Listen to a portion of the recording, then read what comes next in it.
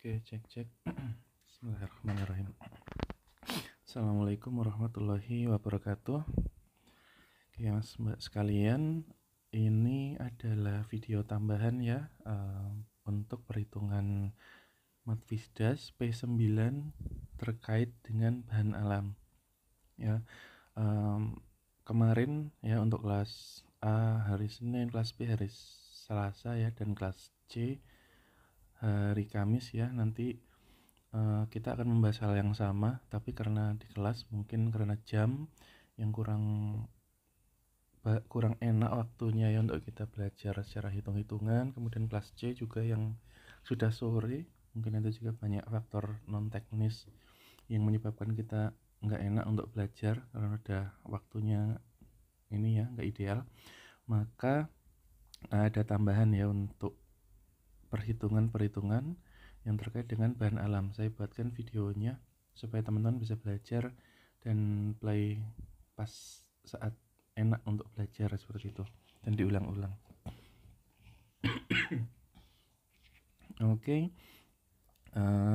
Hari ini kita akan belajar tentang P9, yaitu perhitungan yang terkait ketika nanti teman-teman melakukan perhitungan atau melakukan penelitian apapun yang berkaitan dengan bahan alam. Dan perhitungan ini merupakan perhitungan basic paling sederhana. Nanti akan ada perhitungan-perhitungan lain yang terkait dengan bagaimana cara mencari kadar, senyawa, dan sebagainya. Tapi itu kan teman-teman temukan di farmakognosi atau fitokimia dan seterusnya di semester selanjutnya. Nah, untuk yang sekarang kita hanya ngitung apa itu rendemen dan kawan-kawannya. Sekilas itu aja. Oke, untuk video ini akan terbagi menjadi dua ya. Yang pertama terkait dengan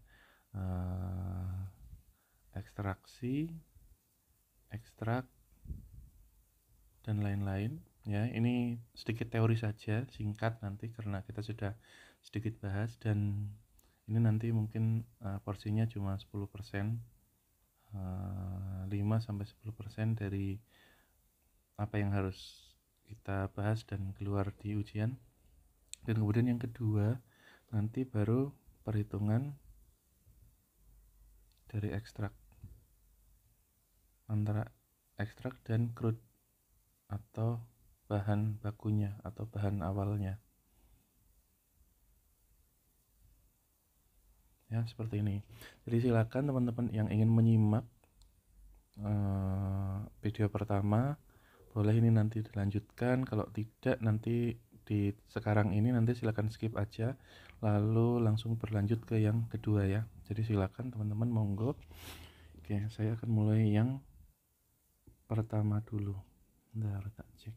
Oke.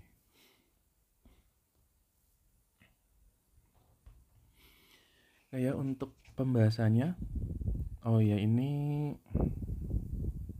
akan kita bahas di video yang pertama. Nah, yang di sini nanti adalah yang akan kita bahas di video yang kedua. Ini adalah pembahasan yang seperti kemarin kita ini ya, lihat yang udah saya berikan pas di kelas itu. Garis besarnya adalah seperti ini. Tapi karena ini khusus matematika fisika dasar, maka teman-teman cukup fokus di perhitungannya. Ya, ada jenis ini, ekstrak, tinctur, itu untuk pemahaman teman-teman. Tapi yang paling penting adalah di bagian perhitungan dari ekstrak tersebut. Ya, inilah soal yang akan keluar nanti. Kemudian nanti di sini insya Allah teman-teman bisa semua. Mungkin satu soal aja. Ya, seperti ini. Ya, kemarin kelas A saya mungkin sedikit ralat ya. Mungkin saya akan keluarkan satu soal dari sini. Dan sisanya ada di sini. Tapi 90% atau bahkan mungkin 95% dari yang akan keluar adalah dari sini. Rendemen dan kekuatan ekstrak. Ya, seperti itu. Ini variatif, nanti bisa keluar bisa tidak. Ya, seperti itu kisi-kisinya. Oke, untuk selanjutnya Ya, ini mungkin kita sudah bahas kemarin. Sekarang kita cepat saja ya untuk yang video pertama ini. Yang intinya adalah seperti ini. Ya, teman-teman tahu bahwa setiap bahan yang ada di dunia ini ya, bahan apapun ya, termasuk selain tanaman ya, itu memiliki, kalau kemarin kita bicara mengenai densitas kan ada atom-atom penyusunnya seperti itu ya. Jadi memiliki komposisi masing-masing. Baik tubuh teman-teman pun itu terdiri atas berbagai macam sel-sel. Ada sel epitel ya, kemudian ada jaringan parut misalkan ya, yang dan sebagainya. Terus kemudian ada di sini sel imun ya, seperti itu. Ada sel yang menyusun sebagai sel rambut dan sebagainya, dan kemudian berdiferensiasi lagi nanti menjadi jaringan-jaringan dan menjadi organ. Bukan diferensiasi, berkumpul ya, berkumpul dan berdiferensiasi, nanti intinya menjadi organ. Ada yang jadi jantung, paru-paru, usus dan sebagainya, yang intinya dalam tubuh kita itu memiliki berbagai macam keragaman-keragaman yang seluruhnya membentuk satu kesatuan. Di sini juga ada hormon ya, kemudian ada asam amino yang non esensial yang bisa dibentuk oleh tubuh, dan protein-protein yang dibentuk oleh tubuh, seperti itu. Nah, gambaran ini juga sama yang terjadi di makhluk hidup lain, tanaman. Karena tanaman itu juga merupakan suatu makhluk hidup ya, maka membutuhkan hidup. Nah, ketika dia harus hidup, maka dia akan melakukan suatu metabolisme ya. Yang mana proses metabolisme ini pasti memerlukan bahan awal dan menghasilkan bahan akhir. Yang intinya adalah nanti bahan akhirnya bisa senyawa A ya, kemudian ada senyawa-senyawa yang menunjang hidup dari tanaman itu. Bahan awalnya misalkan ya ada zat-zat hara yang dari tanaman ya, kemudian ada sinar matahari dan air yang nanti diproduksi dengan fotosintesis menjadi glukosa dan sebagainya, seperti itu ya. Dan proses yang terjadi di tanaman ini metabolisme, yang mana menghasilkan berbagai macam kekayaan senyawa yang ada di dalam tanaman itu sendiri ya. Sehingga di dalam satu contohnya kunyit ini bisa terjadi senyawa A, B, C, D dan seterusnya sampai Z gitu ya, mungkin banyak sekali seperti itu. Nah, salah satu di antara banyak senyawa tersebut yang ada di kurkuma ataupun di Echinacea ini ya, itu sebagiannya berkhasiat dan ternyata setelah diteliti itu memiliki efek farmasetis atau aktif ya, yang kita sebut dengan senyawa aktif atau bahan aktif ya. Dan apa nama istilah-istilah lain lah seperti itu ya. Nah, di dalam tanaman itu ada beberapa senyawa, tidak semua dari A sampai Z ini itu memiliki efek farmasetik terhadap tubuh kita, tetapi ternyata setelah kita teliti ada sebagian, tapi mungkin sebagian kecilnya mereka memiliki efek farmasetis terhadap tubuh kita ya. Tapi tidak hanya satu senyawa A ya, enggak, tapi bisa ada beberapa senyawa, bisa A, C, bisa F, bisa G, dan masing-masing memiliki efek tertentu. Oleh karena itu kalau teman-teman temukan ketika di lapangan ya, itu tanaman A fungsinya bisa banyak, bisa A, bisa B, bisa C, itu berasal dari senyawa-senyawa yang bisa sama, dia memiliki efek yang beragam, atau bisa dari senyawa yang berbeda. C ini ya, atau F atau G ini menghasilkan efek apa, G menghasilkan efek apa. Seperti contohnya kalau di sini ada kurkumin, yang ternyata kurkumin ini memiliki beberapa macam efek seperti imunomodulator, anti radang dan antioksidan. Kemudian ada tanaman-tanaman lain yang memiliki banyak sekali aktivitas yang telah diteliti dari berbagai macam kandungan yang dimiliki oleh tanaman tersebut. ya seperti itu ya. Oleh karena itu ketika teman-teman ingin memaksimalkan efek dari tanaman yang teman-teman gunakan, apa yang harus kita lakukan? Yang harus kita lakukan adalah kita harus mengambil senyawa yang ada di dalam tanaman ini. Ya, seperti ini. Diambil. Sehingga kita bisa pisahkan antara tanaman tadi, kita ambil senyawa A-nya atau senyawa B-nya atau kumpulan senyawa A, B, C, D, E gitu. Walaupun yang aktif cuma A dan C aja, tapi kita baru bisa ngambil sekelompok senyawa ini. Nggak bisa langsung tunggal ya nggak apa-apa. Nah, ketika kita ambil senyawa-senyawa tersebut, maka proses inilah yang kita sebut dengan ekstraksi. Kita mengekstrak dari tanaman, kita ambil sari-sari atau senyawa-senyawa atau golongan senyawa yang kita kehendaki, sehingga kita punya satu bagian yang lebih spesifik lagi yang berisi senyawa-senyawa tertentu, seperti itu ya. Sehingga hasil ekstraksi ini kita sebut dengan ekstrak ya, gambarannya seperti itu. Nah, ini kemarin sudah kita bahas ya, bahwa ketika kita melakukan suatu ekstraksi dan kita tahu bahwa di dalam tanaman itu ada banyak sekali senyawa-senyawa, maka teman-teman perlu tahu bahwa di tanaman tuh luar biasa banyak senyawa-senyawa yang dikandung. Dan ketika kita melakukan ekstraksi seperti tadi itu, maka tidak akan semuanya terambil. Kenapa? Karena yang pertama, masing-masing itu memiliki sifat fisika, kimia masing-masing, yang mana salah satunya adalah polaritas. Yang ketika kita bicara dengan polaritas, maka kita juga harus memikirkan yang kedua adalah cairan penyari yang kita gunakan untuk ekstraksi.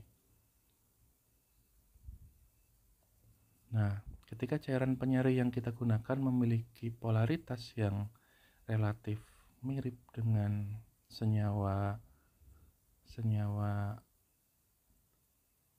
dalam tanaman ya yang kita kehendaki, maka cairan penyari ini akan mudah untuk melarutkan si senyawa dalam alam tersebut. Akan tetapi kalau cairan penyarinya memiliki polaritas yang kurang sesuai dengan senyawa tersebut, maka ada dua kemungkinan. Yang pertama, yang tersari cuma sedikit, polaritas sesuai ya, ini tidak sesuai. Yang pertama dia sedikit atau tidak sama sekali atau sangat kecil, sehingga kita bisa katakan tidak tersari ya. Nah, dua ini yang akan terjadi. Oleh karena itu, ketika kita melakukan penyarian, kita memerlukan perlu memperhatikan cairan penyari yang akan kita gunakan ya. Ini karena teman-teman kemarin sudah dapat, jadi ini tinggal ini aja ya, tinggal ngulang sedikit aja. Seperti ini. Nah, ini kemarin juga sudah kita bahas bahwa ketika kita bicara mengenai ekstraksi yang kaitannya berhubungan erat dengan ekstrak, dan definisinya adalah seperti ini ya, teman-teman bisa pause dan baca lagi. Intinya ketika kita ingin menghasilkan suatu ekstrak, maka yang pertama kita harus tahu dulu apa itu ekstraksi. Kemudian yang kedua, bagaimana cara atau metode untuk mengekstraksi. Dan yang ketiga, itu jenis ekstrak yang dihasilkan, bisa kering, bisa kental, atau cair, seperti itu ya. Nah, kembali ke sini, penjelasan dari slide yang ini ya, kita akan sedikit rincikan lagi seperti yang kemarin kita kemarin nih yang kita bahas ya. Ya, intinya adalah kita punya suatu bahan, contohnya di sini ada daun ya, gampangannya seperti inilah. Kemudian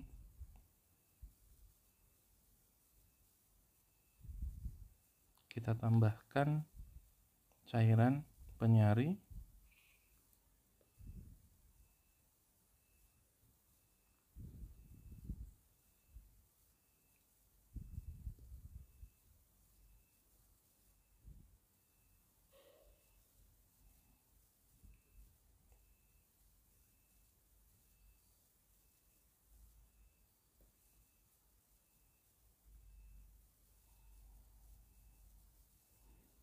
dan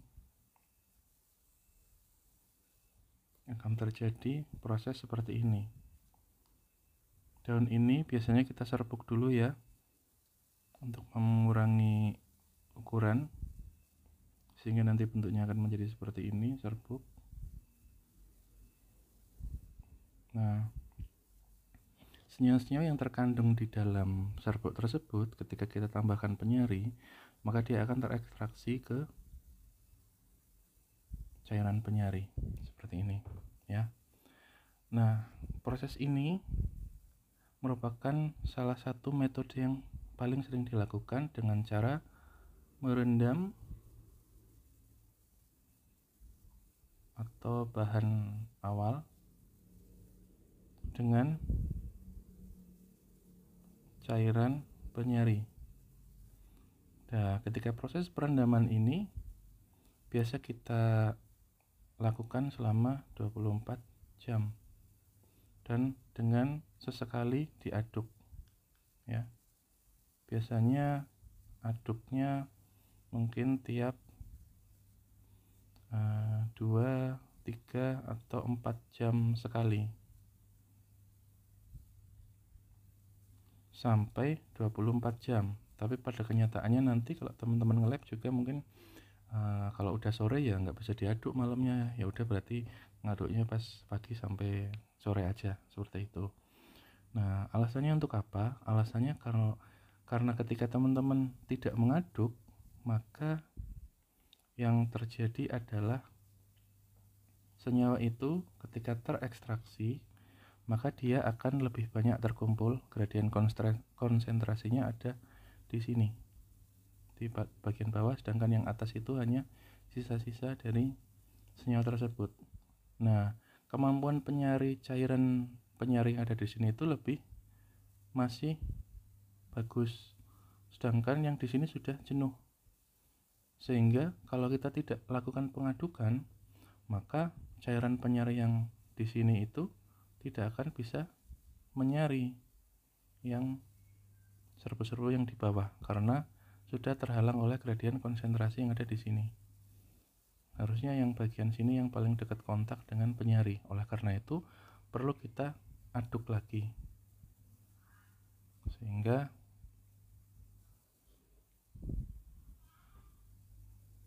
akan terjadi homogenisasi dan senyawa-senyawanya tersebar lagi merata, sehingga bagian sini akan bisa terjadi penyarian yang efektif lagi seperti itu ya.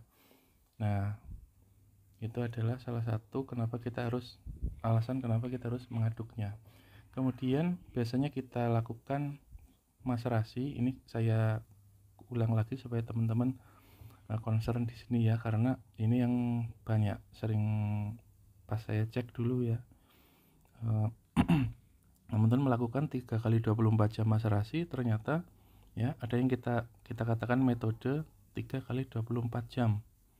Ternyata yang dilakukan adalah dimaserasi selama 72 jam ya. Nah, ini bukan seperti ini ya. Tetapi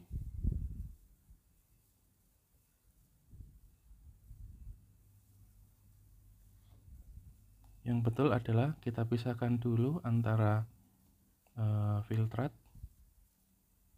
ya dan cairan penyarinya ya.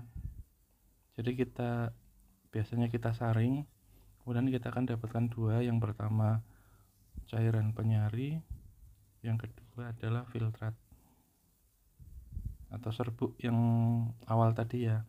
Nah, serbuk ini kemudian kita tambahkan lagi dengan cairan penyari yang baru ya. Nanti akan terjadi proses ekstraksi kembali, karena efisiensi ekstraksi di tahap pertama ini mungkin hanya berkisar 70-an%. Oleh karena itu kita perlu lakukan remaserasi kembali dengan pelarut yang baru, sehingga pelarut baru ini akan mengambil sisa-sisa senyawa yang masih terdapat dalam sampel, sehingga nanti kita akan mendapatkan dua macam lagi, yaitu kemudian kita pisah lagi ya, biasanya dengan cara filtrasi atau disaring. Dan kita dapatkan cairan penyari batch yang kedua. Batch yang kedua. Kemudian ini filtrat.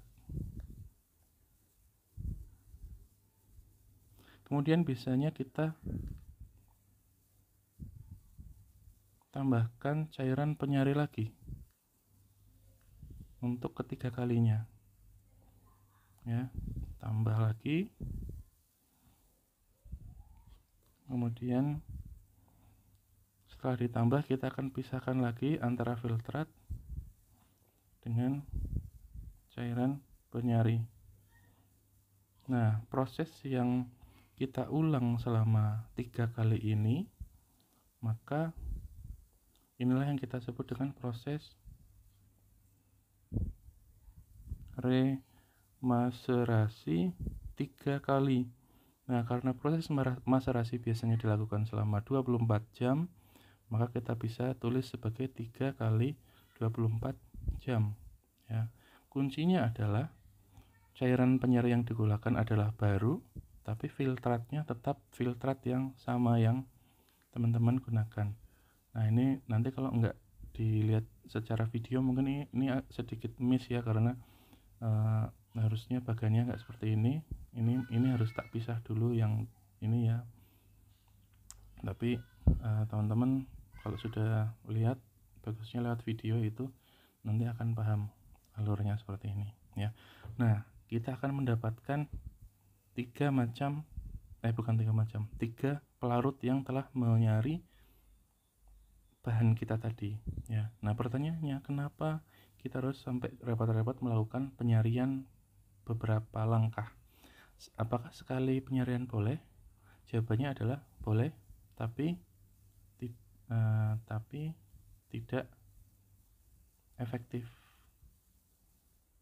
ya, karena proses penyarian efisiensinya itu kemungkinan besar mayoritas tidak akan bisa menyari seluruh senyawa yang ada di situ ya. Oleh karena itu kita perlu lakukan penyarian ulang, yang mana ketika kita lakukan penyarian yang pertama mungkin mendapatkan 70% senyawa, yang kedua bisa jadi 20% sisanya, dan yang ketiga baru 10% yang terambil. Karena proses penyarian itu juga kita harus melibatkan gradien konsentrasi dan kemampuan penyari dari cairan penyari tersebut.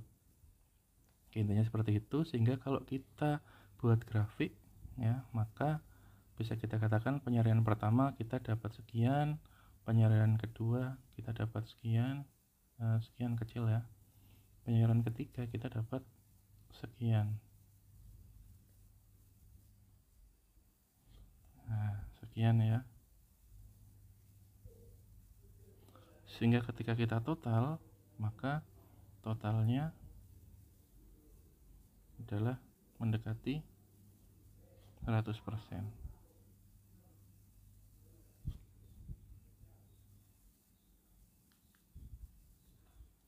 Seperti ini ya. A plus B plus C, seperti ini. Nah, pertanyaannya kenapa nggak lanjut lagi maserasi ke-4, ke-5 dan seterusnya sampai ke 10 misal? Jawabannya adalah bisa, tapi akan terambil yang sangat sedikit ya. Bahkan kita tidak bisa katakan yang terambil sangat sedikit. Oleh karena itu penyarian yang selanjutnya itu wasting time and money, maka kita tidak usah lakukan, karena ya dilakukan atau tidak ya tidak signifikan, sehingga sama saja.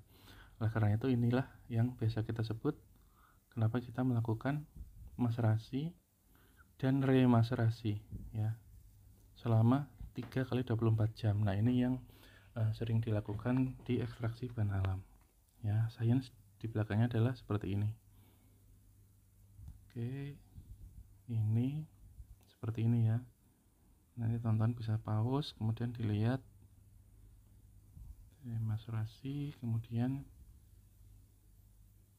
sampai seperti ini. Nah, metode-metode penyaringan itu ada beberapa macam cara. Ya, kemarin kita sudah bahas. Oke, bentar. Nah, ini nanti di slide ada ya. Oh iya, penjelasan kenapa diserbuk ya. Ini yang intinya adalah kenapa kita perlu melakukan pengecilan ukuran. Ini saya tadi belum jelaskan. Ya, karena seperti teman-teman tahu bahwa di dalam sel tanaman itu pertama ada banyak senyawa, dan senyawa tersebut ada terkandung di dalam bagian-bagian dari dalam tanaman seperti ini ya. Dan kemudian lokasi dari senyawa tersebut bisa jadi berada di sel-sel tertentu di dalam tanaman. Contohnya seperti sel kurkumin dan oleoresin yang ada di sel-sel ini, bukan di sel yang epitel terluar dan jaringan bunga karang dan sebagainya, dan jaringan-jaringan lain ya, di parenkimnya atau apa tidak, tapi di sel-sel tertentu yang mana ketika kita lakukan penyarian, cairan penyari mungkin efektifnya nembusnya sampai sini aja, sehingga yang keambil cuma bagian oleoresinnya, tapi kurkuminnya enggak terambil secara sempurna. Oleh karena itu perlu kita lakukan pengecilan ukuran, kita hancurkan supaya sel-sel tadi itu terpisah-pisah dan kemudian menjadi ukuran yang lebih kecil, sehingga ketika kita tambahkan cairan penyari, maka cairan penyari itu dapat berpenetrasi masuk sehingga dapat melarutkan kurkumin dan senyawa-senyawa lain yang kita target. Oke, seperti itu. Nah, ini adalah skema dari proses ekstraksi yang mana sudah kita bahas secara maserasi tadi ya. Yang bahan awal kita tambahkan dengan cairan penyari, kemudian ketika kita campur maka kurkumin dalam kunyit ini dia akan terekstraksi ke cairan penyari, sehingga kita dapatkan antara cairan penyari yang sudah berhasil menyari kurkumin tadi ini ya, dan kemudian filtrat yang isinya serbuk kurkuma saja dan mungkin sebagian kecil dari kurkumin dan senyawa-senyawa lain. Nah, metode-metode yang dilakukan contohnya maserasi yang tadi teman-teman sudah lihat ya, yaitu dengan cara perendaman, merendam biasanya 3 kali 24 jam dengan diaduk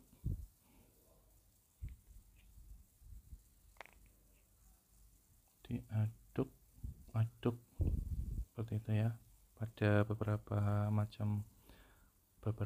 kesempatan ya, pada waktu tertentu. Kemudian yang kedua, infusa atau dekokta. Ini intinya adalah kita merendam bahan kita dengan air yang kita panaskan pada suhu 90 derajat Celcius selama 15 menit dan 30 menit. 15 menit itu infusa, 30 menit itu dekokta dengan suhu yang sama, yaitu 90 derajat Celcius ya. Nah, uniknya ya, kita kembali kenapa kita lakukan dengan cairan penyari yang tertentu yang kaitannya dengan polaritas yang tadi kita bahas di sini kan adalah untuk menyari senyawa-senyawa yang ada di dalam tanaman tersebut yang memiliki sifat fisika kimia khususnya polaritas tertentu ya, yang mana teman-teman tahu yang polaritasnya mirip pasti dia akan berinteraksi seperti minyak yang non polar pasti tidak akan mau larut terhadap air yang sifatnya polar, sangat polar ya. Oke. Nah, pertanyaannya, lalu kenapa kita pakai air gitu? Padahal kan kalau senyawa-senyawa yang kurang polar nanti di air ya enggak larut gitu kan. Nah, uniknya pada air, ketika air pada 25 derajat atau pada suhu ruang ya, maka sifatnya memang relatif polar ya, sangat polar malah. Nah, tetapi ketika kita naikkan suhunya menjadi 90 derajat, dengan kenaikan suhu ini ternyata sifat air itu polaritasnya sedikit menurun, agak menurun. Nah, ini lucunya, bukan lucu sih, ini uniknya air, sehingga pada polaritas yang menurun ini, maka air ini bisa mengekstraksi senyawa-senyawa yang ada di dalam tanaman yang sifatnya relatif semi polar atau kurang polar ya, walaupun memang tidak akan seefektif ketika kita menggunakan cairan penyari yang non polar seperti itu. Nah, inilah prinsip dari infusa dan dekokta, kenapa kita menggunakan air panas. Sama ketika teman-teman menggunakan air ini ya, air teh, nanti bedakan, kita punya dua macam gelas, kita kasih teh, kemudian satunya kasih air dingin, satunya air panas. Nah, teman-teman bedakan antara air yang dingin dengan air yang panas, maka yang akan lebih kental dan lebih warnanya bagus itu yang air panas. Seperti itu. Dan yang air dingin dia cuma, ya malah cuma putih, kadang-kadang bening aja, nggak terjadi proses ekstraksi. Nah, itulah yang kita katakan bahwa kita didihkan dan naikkan suhu air, maka dia nanti akan bisa mengekstraksi senyawa-senyawa yang ada di dalam tanaman seperti itu ya. Dan infusa ini tidak sama dengan infused water, karena infused water definisinya bukan seperti ini ya. Yang ketiga adalah perkolasi. Seperti yang kita bahas kemarin, prinsipnya adalah seperti teman-teman yang membuat kopi. Ketika kopi ditaruh di sini dan kemudian kita masukkan cairan penyari, maka nanti cairan akan turun sambil membawa senyawa-senyawa yang ada di dalam kopi tadi, sehingga warnanya yang tadinya bening, walaupun memang perubahan warna ini belum tentu ketika tetap bening ke bawahnya itu belum tentu dia tidak berhasil menyari ya, karena sebagian senyawa memang dia tidak menimbulkan warna ketika kita amati di cahaya tampak ya. Jadi ketika hasilnya tetap bening, maka tidak sama dengan gagal, karena bisa jadi senyawa-senyawa yang terekstraksi itu ternyata tidak menimbulkan warna ya, itu. Tapi memang mayoritas 99% pada tanaman ketika teman-teman lakukan penyarian itu akan warnanya akan berubah pelarutnya, tandanya seperti itu ya. Sehingga di sini kita tahu bahwa ada senyawa yang sudah keikut oleh pelarut turun. Bentuknya seperti ini nanti ya, kita masukkan serbuk di sini, kemudian kita tambahkan cairan penyari yang dia nanti akan turun menetes sehingga membawa cairan penyari yang telah membawa senyawa dari serbuk. Oke, mungkin seperti itu. Untuk perhitungan akan seperti kita lanjutkan di video yang kedua ya. Oke, kita cukupkan dulu untuk yang video yang pertama.